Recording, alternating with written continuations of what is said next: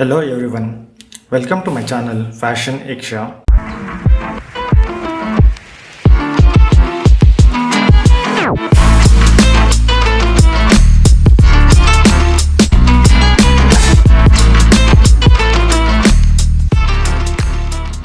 In this video, we are learning how to draft a women's short top. To draft a women's short top, these are the measurements which we require. So length, shoulder, chest, waist, hip, waist length and the neck round. So once the measurements are taken, on top of the paper or the fabric, from the edge, draw a line, a straight line across. This will be considered as shoulder line. From this shoulder line, mark length of the top, that is 24 inches. Mark length of the top 24 inches and draw a line across. This will be a bottom line. From this bottom line, mark 1.5 inches for the folding, that is bottom folding or a hem folding line, you can say. Once this is done, now mark the waist line. So waist length is 14 inches as we have a measurements from shoulder. Mark at the measurements of 14 inches and draw a line across. We got a waist line. So now if you look at it, we have got a shoulder line, waist line and the bottom line, that is the length of the top, and the bottom fold line, that is for the hem folding or the bottom folding. So all these measurements we have taken, so we could able to mark it. But for the chest measurements, we don't have a direct measurements. So always for the chest line, we calculate it based on the formula. The formula is chest divided by 6 plus 1 inches. Chest is 34 divided by 6 is 5.6 plus 1 inches. So totally a 6.6. Mark at the measurement of 6.6 from the shoulder and draw a line across. This will be considered as chest line. So we have all the basic lines like shoulder line, chest line, waist line and the bottom line and the bottom fold line. Once these are done, now mark the body circumference measurements. First mark a shoulder measurements. It's an horizontal measurement. Shoulder is 14 inches. 14 divided by 2, that is half of the shoulder, that is 7 inches. Mark. Once you mark, draw a line down to a chest line. Once this is done, now mark chest circumference measurements. To mark chest circumference, the formula is chest divided by 4 plus 3/4 inches, that is 0.75 inches is allowances. So that 0.75 inches is allowances is based on the fit that you need. Now chest divided by 4 is 8.5 plus 3/4 inches is 9.25. Mark it over here. The whatever the ease measurements, ease allowances that you take, that is always based on the fit. You want it a medium fit or tight fit or a loose fit. Usually for the body fitted, so 2 inches is the ease allowances. For the medium fit, 3 inches ease allowances, and for the loose fit, 4 inches plus.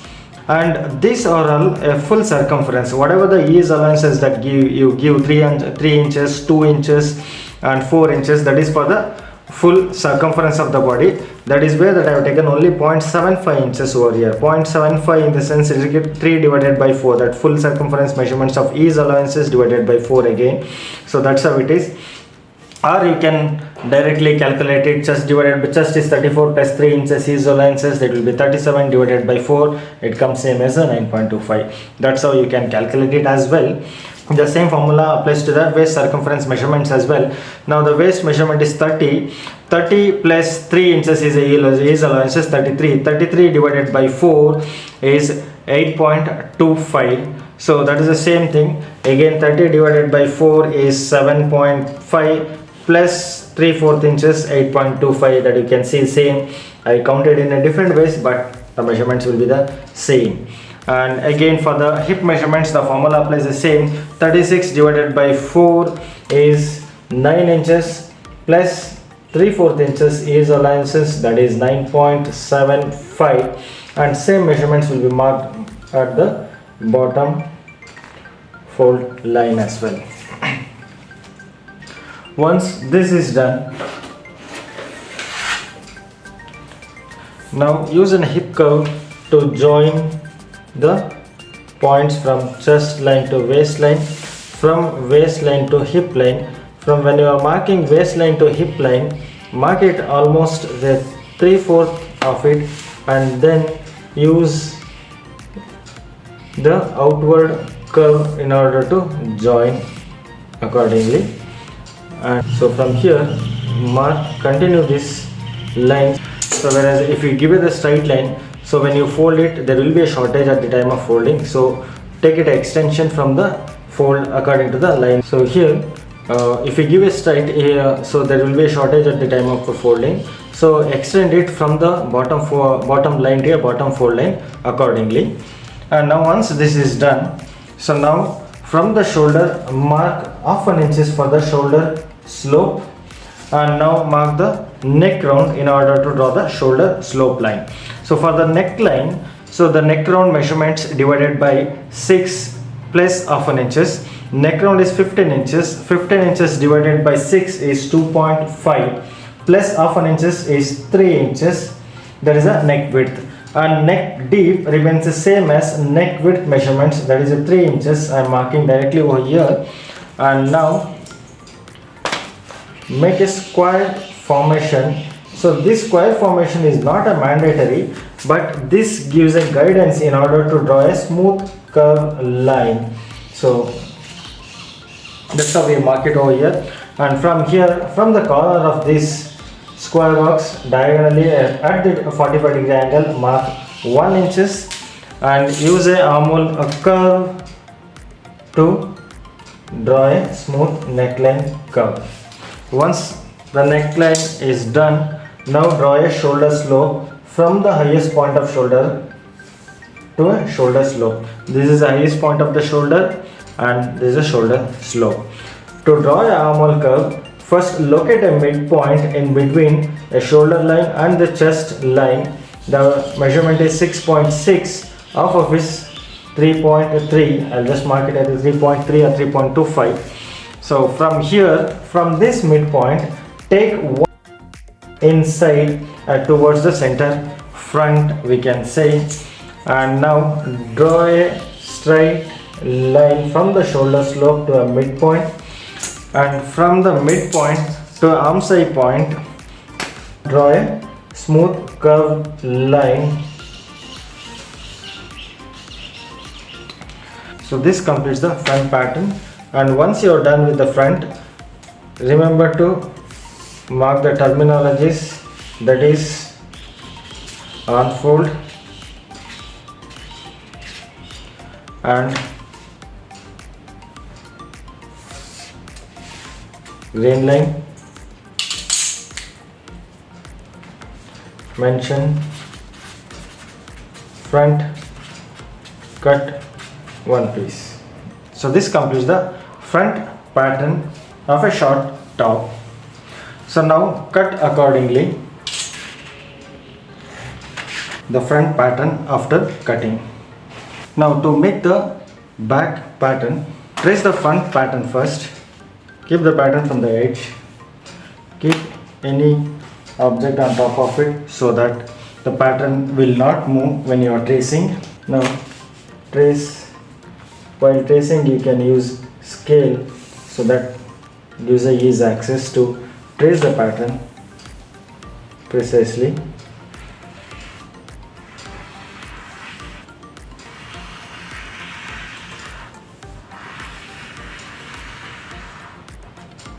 So mark the chest line and waistline, the hip line, and draw a shoulder slope line. From the highest point of shoulder, draw a straight line towards center back, and the line, the guideline which you drawn to draw a armhole curve. Extend the line further from the shoulder slope for about 1.5 inches to 2 inches. Once you have done, take out the front pattern. Draw all the basic lines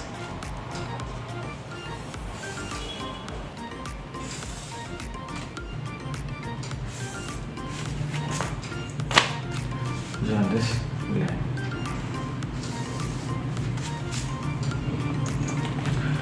Once after completing this, from the shoulder slope, mark 1 inches up, and from the highest point of shoulder, mark 1 inches up, and draw a line, shoulder slope line for the back. From the shoulder slope line, draw a line down.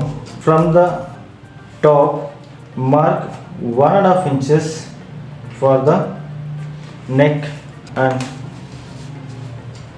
draw a straight line towards center back, and use a armhole curve or the French curve to draw a smooth neckline curve. This neckline curve, or the 1.5 inches, whatever that I have taken, it is not necessary that it should be a 1.5 inches. You can reduce it to 1 inches as well, or you can increase it to 2 inches, that up to a individual requirement. Mark the midpoint from the shoulder slope to a chest line. It shows 7.25, midpoint is 3.6. From the 3.6, the midpoint which you are located, draw a smooth curved line. So that's a back armhole line. So this completes the back pattern. Once you complete the back pattern, remember to mention the terminologies again. The terminologies are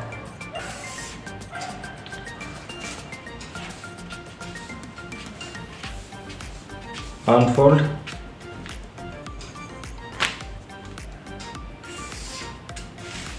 grain line, back cut, one piece. Like, the only reason to mention the terminologies, when you are cutting on the fabric, especially this grain line and this unfold, that reminds you so where you have to keep, how you have to keep, so all those things. That is the main reason that you have to mention the terminologies. So that is the only concern. So always remember to mention the terminologies. That makes ease when you are cutting on the fabric. Thank you. Once the back is done, cut accordingly. So now you can see a final look of front and back pattern of a short top. Thank you.